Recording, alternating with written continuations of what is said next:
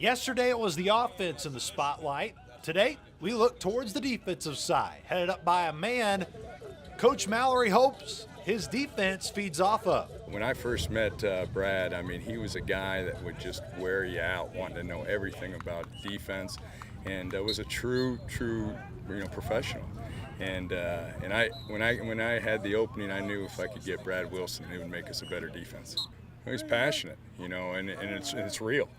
And you see it, and the kids see it. It's real, and he cares about his players, and he loves what he does. And when he comes to I don't want to say work because it's not work. You see him; he loves what he does, and it shows out here on the field. One of the more bigger storylines right now for Coach Brad Wilson's crew isn't necessarily carrying over what they learned in the spring. It is comprehending there is nothing being scaled back now like there was in spring ball.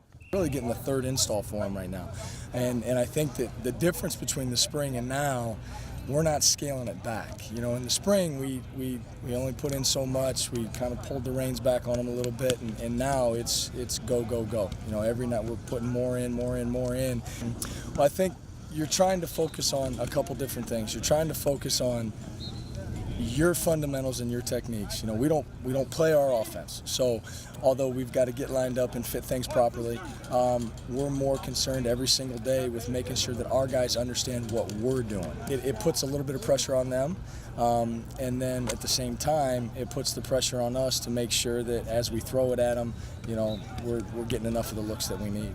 Position-wise, the muscle and strength of the defense will be one that Coach Wilson doesn't have to hash it out over with Coach Mallory over a long night. It is the front seven, mixing in the experience linebacker core. Well, I like I like the guys that are in there right now. Our first three linebackers. Norvell's a presence in there, and we're seeing Rex Mosley show up, and having Yoda back has really helped. And so we've just got to develop more depth. We're just not real deep right now, but that's our job, to develop these guys and get them ready to play. You can't put a price tag on experience, and they play with confidence because they're experienced players.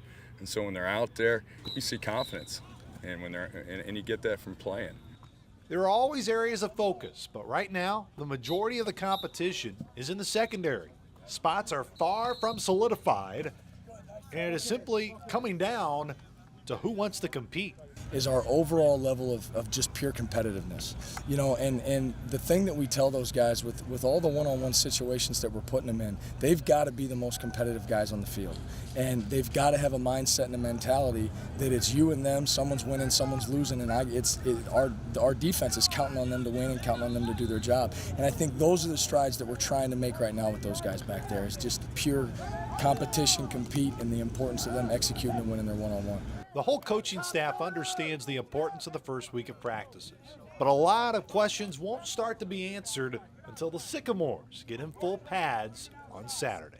Being in the fire is a different deal. I mean, out here at practice, you give up a play, you get beat on a play, you run back and you run the next play, and sometimes you don't quite understand the implication of what just happened. Whereas when you're in the heat of the battle and you've got to handle that chaos between the lines, those guys that have done it, they understand the importance of communication on the field, getting lined up, getting your cleats in the ground, getting your eyes where they need to be, the importance of fundamentals, the importance of fitting things the right way. And like you said, there is no price tag on that. There's no substitute for that because those guys have done it. We have made it through 3 days of Sycamore Fall Camp. Don't be a stranger tomorrow, as we'll be back with more with Fall Camp updates.